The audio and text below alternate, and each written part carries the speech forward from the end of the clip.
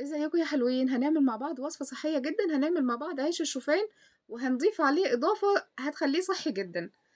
معايا كوباية من حبوب الشوفان ونزلت عليها بنص كوباية من المية وهسيبهم 5 دقايق. ومعايا هنا كوباية من أوراق السبانخ، نزلت في الخلاط بعد 5 دقايق بالشوفان والسبانخ وعليهم ربع معلقة من الملح وشوية كمون، وهضربهم مع بعض زي ما احنا شايفين على سرعة هادية علشان يختلط معاكي كل المكونات زي ما احنا شايفين كده. وبعد كده هنزل عليهم بنص كوباية المية التانية، وهو ده القوام اللي انا عايزاه. وفي طاسة على النار يا دوب هدهنها نقطة زيت، وبعد كده هنزل عليها بنص المقدار وهفردها كده بالمعلقة. اهم حاجة الطاسة اللي هعمل فيها العيش تكون غير لاصقة. هستنى عليها يا دوب دقيقة هتكون اتشمعت، وبعد كده هقلبها على الناحية التانية. شايفين هو بيستوي في مفيش يعني في اقل من 5 دقايق بيكون العيش استوى معاكي.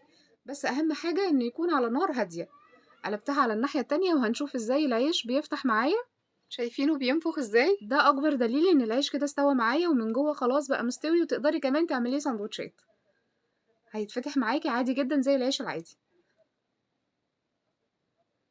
نار هادية وبقلبه وبسويه بالراحة، بديله وقت في السوا، ولما يطلع هغطيه علشان يفضل طري معايا. وبكده نكون عملنا بجد احلى عيش شوفان، وبالسبانخ كمان ضايفة عليه اضافة حديد. عيش صحي جدا نقدر ان احنا ناكله كل يوم، وتقدري تضيفي عليه الاضافات اللي انت عايزاها. انا هنا ضفت جبنة لايت وعليها خيار.